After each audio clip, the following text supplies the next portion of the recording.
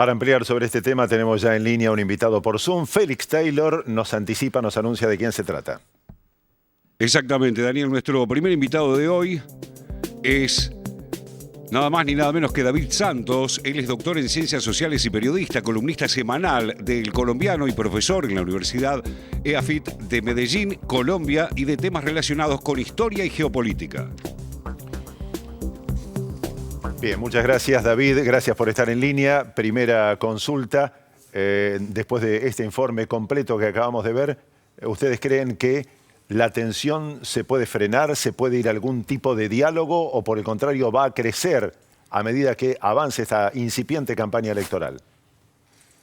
Bueno, lo primero, buenas tardes, muchas gracias por la invitación.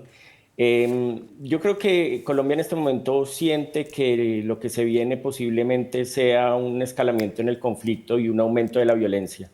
Como ustedes bien decían en el informe, Colombia va a tener elecciones presidenciales en mayo próximo. El presidente no se puede presentar a una reelección. En Colombia no está permitida la reelección, estuvo permitida hasta Juan Manuel Santos, fue el último presidente que se reeligió y ahí hubo un cambio en las leyes que ahora lo impiden. Así que hay una gran expectativa por quiénes van a ser los candidatos. Parece que de nuevo el enfrentamiento va a ser entre un candidato de izquierda que seguramente recogerá las banderas del presidente Petro y un candidato de derecha que vendrá seguramente del sector del uribismo. Como también ustedes narraban en el video, pues el candidato que tenía de alguna forma como la bendición del expresidente Uribe y que seguía un porcentaje importante de la población fue asesinado con un ataque de julio que lo dejó en una condición muy precaria y que finalmente murió hace 15 días.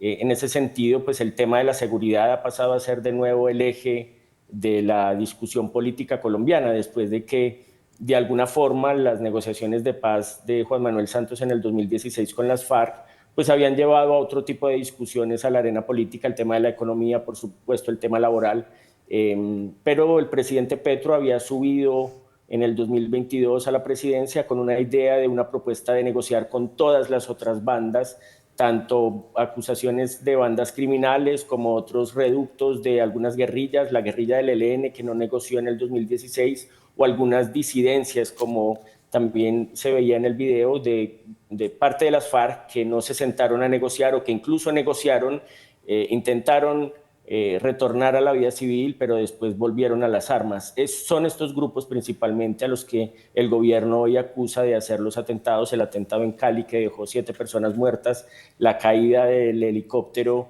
un Black Hawk que estaba en funciones contra la droga y después pues el secuestro de estos soldados por una comunidad que el gobierno insiste es una comunidad que está presionada por los grupos guerrilleros a los que el mismo Petro, como veíamos también en ese discurso, dice aquí ya no son grupos guerrilleros, sino son directamente grupos narcotraficantes. David, preguntarte un poco por eso mismo que estás contando ahora, porque si hablamos de los 80, del narcotráfico, bueno, quizás están más claros cuáles eran los objetivos de estos ataques, o incluso en el informe se mencionaba la campaña electoral del 89-90 con tantos candidatos asesinados, digo, lo que tenía que ver con la guerrilla. Ahora, ¿cómo calificarías a los actores actuales detrás de esta violencia y cuáles son, digamos, de alguna forma, no sé si se puede plantear así, pero qué buscan, digamos, detrás de esta violencia los distintos actores? Bueno, aquí hay un discurso desde la izquierda y hay un discurso desde la derecha. El asunto es que la derecha ha insistido que la guerrilla ha pasado a ser un grupo narcotraficante desde hace mucho tiempo. Esto parece finalmente ser reconocido por el presidente Petro en el último discurso, donde dice aquí no hay ningún tipo de ideologías, incluso los denomina con una palabra que aquí en Colombia utilizamos para denominar a los narcotraficantes y es traquetos, son traquetos, es decir, es gente que utiliza el narcotráfico como su único fin, no hay una ideología detrás y los ataques se dan justamente en zonas donde la producción de coca ha aumentado y donde se dan enfrentamientos continuos entre grupos que se oponen a la erradicación de coca. David, entonces, en ese sentido, sí. ¿Cómo afecta a la población, la gente común, cómo vive el día a día en medio de esta violencia? Bueno, pues uno podría decir que en este momento las ciudades capitales pues están en una relativa calma. Estas zonas a excepción de Cali, por supuesto, que es la tercera ciudad del país. La primera, la capital es Bogotá, después Medellín y después está Cali, que son ciudades pues con 3 millones de habitantes, Medellín y Cali. Así que lo de Cali es una situación que tiene bastante nervioso al Estado y tiene bastante nervioso al gobierno. Es una ciudad además que queda cerca al Pacífico y que queda en una zona que tradicionalmente ha sufrido muchísimo por la violencia. Medellín es una ciudad que sufrió mucho en los años 80. De aquí era el cartel que llevaba el nombre del cartel de Medellín y recordarán ustedes también en Cali estaba el cartel de Cali. Ahora quizá es el centro urbano más importante que está sufriendo esta violencia. En los otros enfrentamientos se da mucho más en zonas rurales, en la zona de frontera con Venezuela. La zona del Catatumbo es una zona bastante complicada para el orden público, pero en general la sensación que, como por supuesto ustedes podrán prever, preelectoral, pues está muy enfocada a la idea de una intención de cierto sector de la política colombiana de decir que la seguridad ha desmejorado muchísimo y ese va a ser el tema, sin duda alguna, del debate presidencial. David, y en relación a esto que enumerabas, ¿podés contarnos o aclararnos un poco también qué pasó con estos 34 militares que fueron secuestrados, retenidos esta semana en un municipio, entiendo que un municipio rural, y que se conoció que en las últimas horas fueron liberados? Sí, esto es en la zona del Guaviare, que es una zona selvática.